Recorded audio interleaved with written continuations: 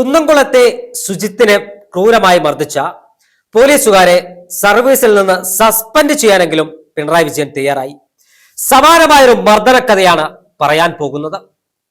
കോൺഗ്രസിന്റെ കൊടി പിടിച്ചതിന് പേരിൽ, ഇന്ത്യൻ യൂത്ത് കോൺഗ്രസിന്റെ പരിചക്ര ത്രിവർണ്ണ പതാക കയ്യിലേന്തിയതിന് പേരിൽ ഡിവൈഎഫ്ഐക്കാർക്ക് മർദ്ദിക്കാൻ അവസരം ഒരുക്കി നൽകിയ ഒരു പോലീസുകാരനുണ്ട്.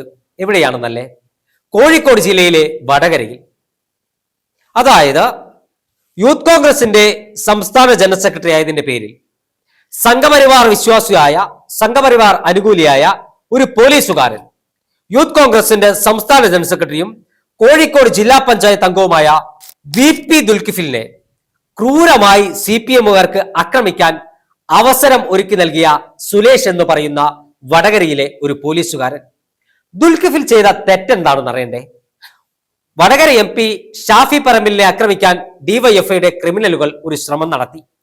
ഇതിന് പിന്നാലെ വടകര ടൗണിൽ യൂത്ത് കോൺഗ്രസിന്റെ ഒരു പ്രതിഷേധ പ്രകടനം. ആ പ്രതിഷേധ പ്രകടനത്തിൽ പങ്കെടുക്കാൻ തിരക്കേറിയ വടകരയിലെ റോട്ടിലൂടെ പോവുകയായിരുന്നു VP ദുൽകിഫിൽ. വടകരയിലെ ഒരു ട്രാഫിക് സിഗ്നലിന് മുന്നിലെത്തിയപ്പോൾ ഈ പോലീസുകാരൻ ദുൽകിഫിലിനെ തിരിച്ചറിഞ്ഞ ഉടൻ പോലീസുകാരൻ ചെയ്തതെന്താണെന്നല്ലേ? ദുൽകിഫിൽ സഞ്ചരിക്കുകയായിരുന്ന കാറിന്റെ ചാവി അങ്ങൂരി. എന്നിട്ട് ദുൽകിഫിലിനെ അടിക്കാൻ വേണ്ടി ഡിവൈഎഫ്ഐക്കാർക്ക് അവസരം ഒരുക്കി നൽകി ഈ ക്രിമിനലായ പോലീസുകാരൻ. ഇവന് ശമ്പളം കൊടുക്കുന്നത് AKG സെന്ററിൽ നിന്നോ മാരാർജി ഭവനിൽ നിന്നോ അല്ല. ഇവൻ ശമ്പളം വാങ്ങുന്നത് ദുൽകിഫിലും ഞാനും നിങ്ങളും അടക്കമുള്ള ആളുകൾ നൽകുന്ന നികുതി പണത്തിൽ നിന്നാണ്. അതുമാത്രമല്ല, ദുൽകിഫിലിനെ ഡിവൈഎഫ്ഐക്കാർ ക്രൂരമായി മർദ്ദിച്ചു. വടകര പോലീസ് സ്റ്റേഷനിൽ വടകര MLA KK രമയുടെ നേതൃത്വത്തിൽ കുത്തിയിരിപ്പ് സമരം ആരംഭിച്ചു. ഉന്നത പോലീസ് ഉദ്യോഗസ്ഥർ ഇടപെട്ടു. സുലേഷ് എന്ന് പറയുന്ന പോലീസ് സേനയിലെ സംഘിക്കെതിരെ നടപടി സ്വീകരിക്കാമെന്ന ഉറപ്പ് നൽകി. എന്നാൽ ഈ നിമിഷം വരെ നടപടി സ്വീകരിച്ചിട്ടില്ല. അന്ന് പോലീസ് ഉദ്യോഗസ്ഥർ ചില കളവങ്ങ് പ്രചരിപ്പിച്ചു. ദുൽകിഫിൽ മദ്യപിച്ചിരുന്നു എന്നായിരുന്നു ആദ്യത്തെ കളവ്. ജീവിതത്തിൽ ഇന്ന് വരെ ഒരു തുള്ളി മദ്യം കഴിക്കാത്ത ദുൽകിഫിലിനെതിരെ ഉയർത്തിയ ആരോപണം ആദ്യം തന്നെ പൊളിഞ്ഞു. പിന്നീട് വൺ വേ തെറ്റിച്ചു എന്നായിരുന്നു. പോലീസുകാരന്റെ കാലിലൂടെ വാഹനം കയറ്റിയെന്ന അടുത്ത കളവുമായി വന്നു. എന്നാൽ കോഴിക്കോട് ഒരു സ്വകാര്യ ഹോട്ടലിൽ ചാണ്ടിയുമ്മൻ MLA നേതൃത്വത്തിൽ ഒരു വാർത്താ സമ്മേളനം വിളിച്ചു. വലത്തെ സൈഡിൽ ദുൽകിഫിലിനെ ഇരുത്തി CCTV ദൃശ്യങ്ങൾ പുറത്തുവിട്ടു. ഈ പോലീസുകാരൻ പറഞ്ഞത് പച്ചക്കള്ളമാണെന്ന് തെളിഞ്ഞു. എന്നിട്ടും ഉന്നത ഉദ്യോഗസ്ഥർ നടപടി സ്വീകരിച്ചിട്ടില്ല. DGPക്കും മനുഷ്യാവകാശ കമ്മീഷനും ദുൽകിഫിൽ പരാതി കൊടുത്തിരിക്കുകയാണ്. സംഘിയായ പോലീസുകാരൻ കമ്മികൾക്ക് വേണ്ടി ദുൽകിഫിലിനെ മർദ്ദിക്കാൻ അവസരമൊരുക്കി നൽകിയതിന്റെ പ്രത്യുപകാരമായി കേരളത്തിന്റെ ആഭ്യന്തര വകുപ്പ് സുലേഷ് എന്ന് പറയുന്ന പോലീസുകാരനെ സംരക്ഷിക്കുകയാണ്.